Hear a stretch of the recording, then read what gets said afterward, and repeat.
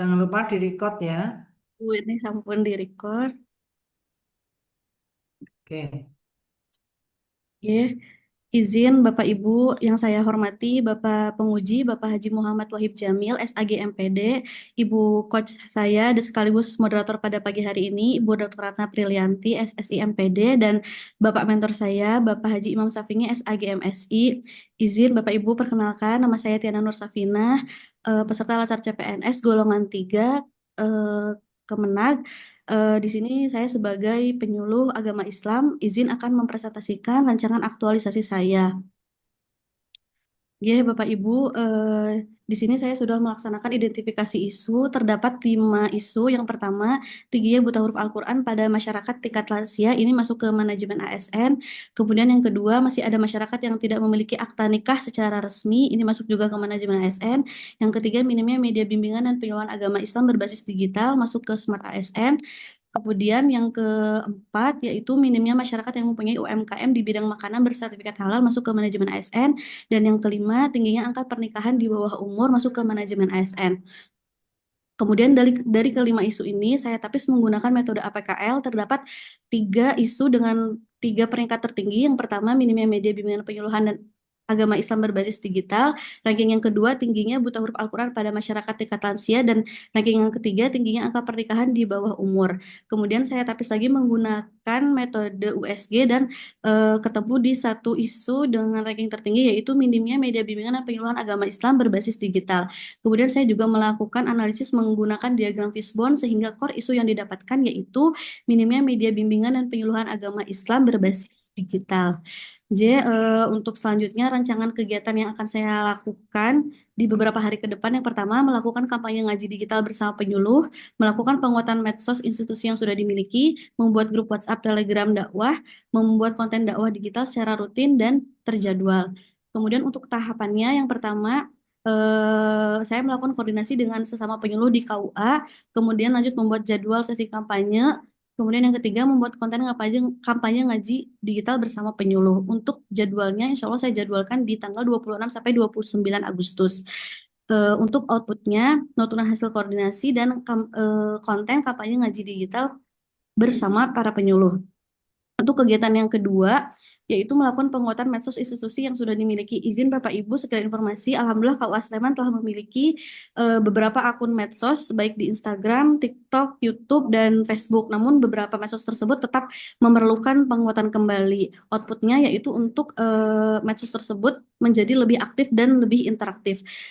Dijadwalkannya insya Allah di tanggal 1 sampai tanggal 4 September.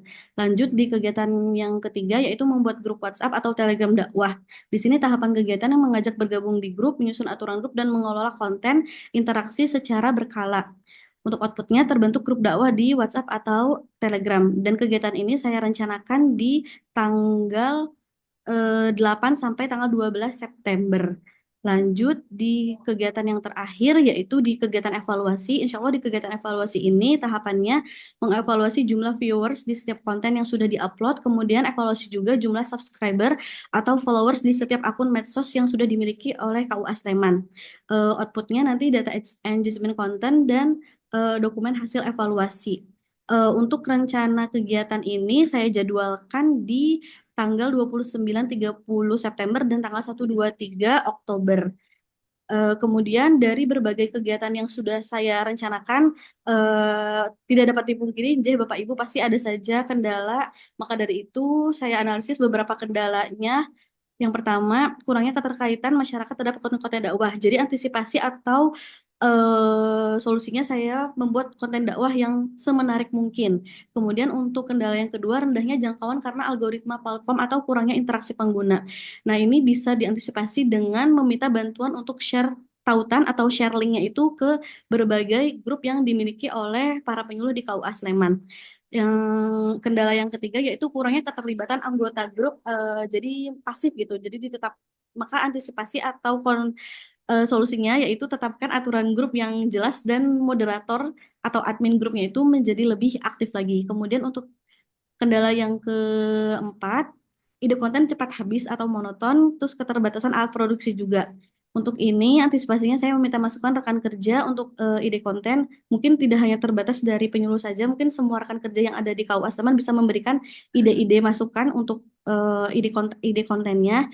Kemudian antisipasi untuk keterbatasan alat itu bisa dengan alat sederhana HP, aplikasi editnya juga yang gratis atau yang murah meriah aja seperti CapCut gitu. Untuk kendala evaluasi itu biasanya evaluasi dilakukan hanya saat ada masalah aja, jadi tidak terjadwal. Makanya itu tadi saya sudah menjadwalkan eh, evaluasinya dibuat secara lebih rutin lagi.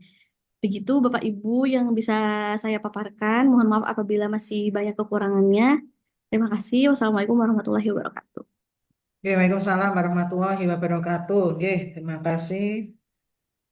Selanjutnya penguatan nggih dari mentor Mbak Diana, Bapak Imam Safinggi, monggo dipersilahkan.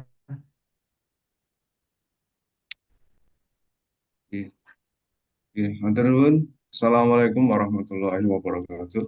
Alhamdulillah. Waalaikumsalam Wa bihi warahmatullahi nasta'inu ala umur dunya wa din wassalatu wassalamu ala sayyidina Muhammadin wa ala alihi wa ashabihi ajma'in amma ba'du. Bapak penguji, Bapak yang terhormat Bapak Wahid Kamil, ya, hormati, kemudian Pak Ibu moderator Bu Ratna, ya, kami hormati, dan juga tentunya Mbak Tiana yang ya, pertama kami dari Kepala KUA Kepala KUA Sleman mengapresiasi atas apa ini ide dari Mbak Tiana atau Bu Tiana ini kaitannya dengan laksar untuk meneliti kaitannya dengan apa itu optimalisasi media sosial dalam berdakwah untuk berdakwah. Ya, ini tentunya udah sangatlah eh, apa ya, atau sudah zamannya untuk bagaimana para penyuluh itu untuk melakukan dakwahnya dengan media sosial agar mendapatkan apa itu berdampak yang lebih apa ya, lebih berdampak begitu. Nah, kemudian kepada Mbak Tiana, ini langsung saja kaitannya dengan apa itu kaitan dengan penelitian Anda eh, dalam bermedia sosial ini memang satu agar panjenengan terus bagaimana merancang atau merencanakan untuk membuat konten ini terus-menerus dan bisa terupdate. Itu yang pertama itu. Itu ya, harus membuat konten itu ya, harus merancang terus begitu. Yang kedua, Mbak Diana, dalam membuat konten untuk dakwah Anda itu memang yang pertama itu harus harus jelas, harus jelas. Kemudian yang menarik, ya, harus menarik, kemudian variatif, ya, menarik, variatif dan tidak terlalu lama, tidak terlalu lama karena respon atau fokus saat anak-anak sekarang atau orang sekarang itu ya apa itu kalau terlalu lama itu malah tidak tidak menjadi tidak menarik meskipun itu menarik itu ya.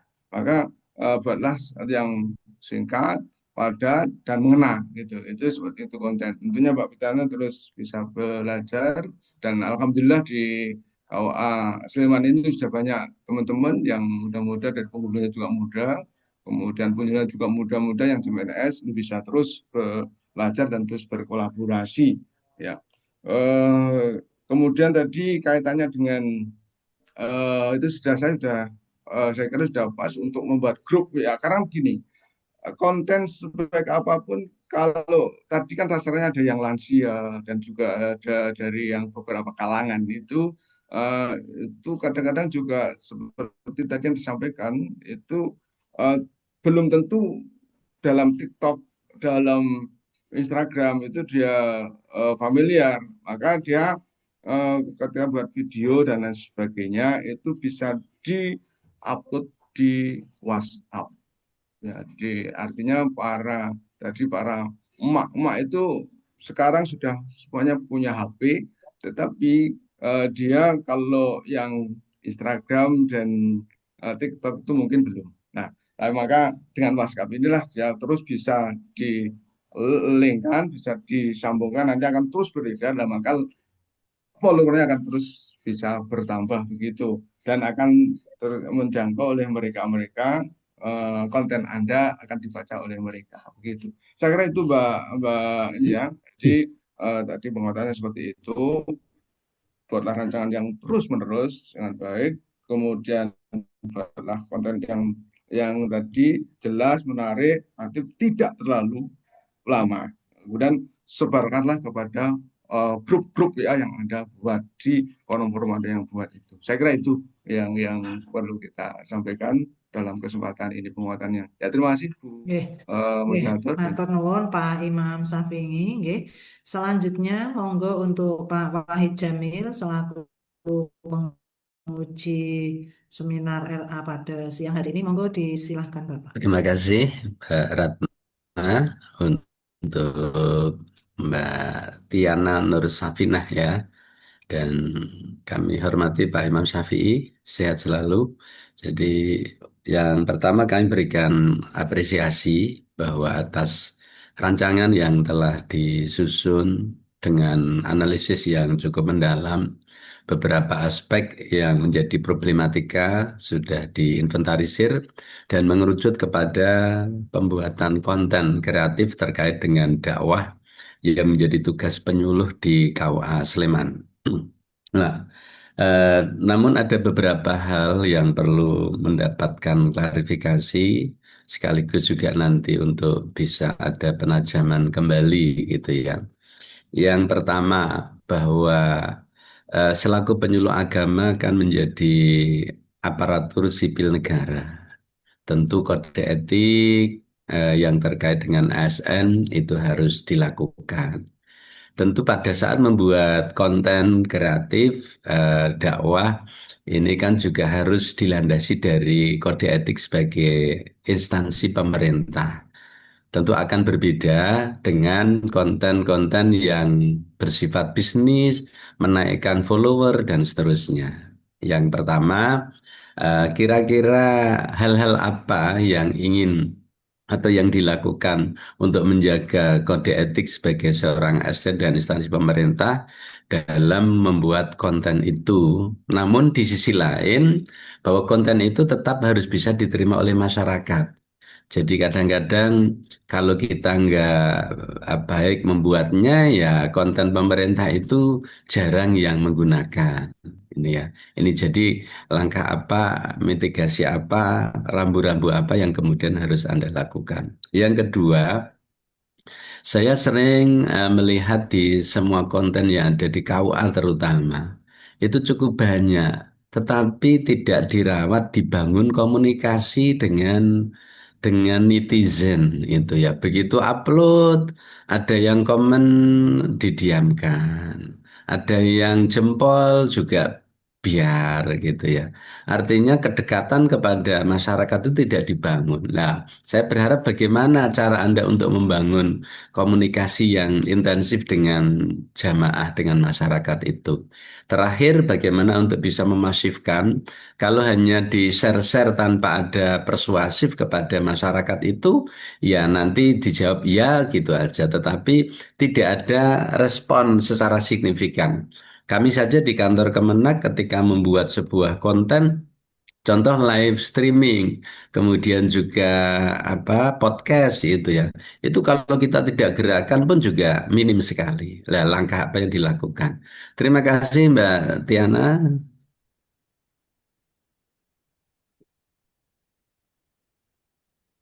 Baik, Bapak penguji, terima kasih untuk beberapa pertanyaannya. Izin saya menjawab, ya, Pak. Untuk pertanyaan yang pertama terkait kode etik ASN, tentunya kita tetap ini ya, Pak, memperhatikan aturan-aturan yang telah ditetapkan oleh pemerintah. Kemudian kita juga jangan malah memperkeruh suasana. Misalkan lagi ada satu isu terkait di pemerintahan, itu kita jangan sampai malah mencampuri atau bahkan malah mengotori, membuat keruh suasana yang tengah terjadi di negara kita ini. Kemudian membuat kontennya itu sewajarnya saja.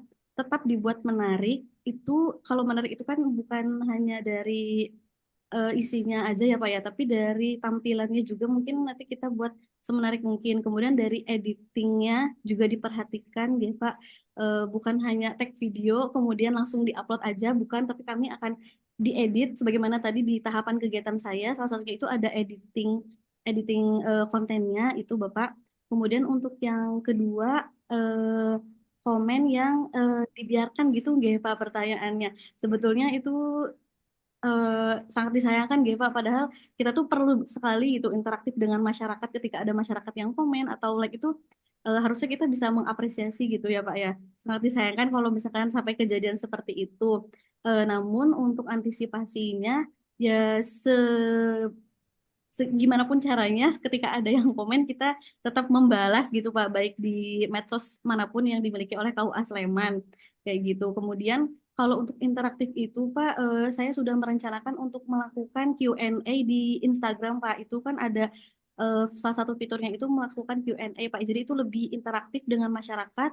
Jadi responnya juga bisa langsung cepat gitu Pak. Kalau komen itu kadang notifikasinya itu tertimbun gitu Pak. Kalau Q&A itu setahu saya lebih cepat gitu Pak untuk diresponnya. Kemudian langkah yang dilakukan dari tadi ya Pak ya yang share link itu Pak. Kalau share link itu nanti memanfaatkan semua grup-grup di yang ada di handphone mas dari masing-masing penyuluh gitu Pak. Biasanya banyak sih Pak per pokok kelompok binaan itu biasanya ada grupnya sendiri gitu Pak. Nanti dari situ bisa memanfaatkan untuk share link dan nanti bisa dicek Bapak kan kalau misalkan viewers itu masih kalau viewers masih sedikit kan bisa dicek dari jumlah share linknya. Misalkan share di grup WhatsApp Pokbin yang pertama itu grupnya misalkan ada 10 orang. Nanti bisa dilihat apakah sudah bertambah 10 atau masih kurang. Kalau misalkan kurang berarti dari 10 orang yang ada di grup tersebut belum melihat semuanya. Kurang lebih seperti itu Bapak tanggapan dari saya.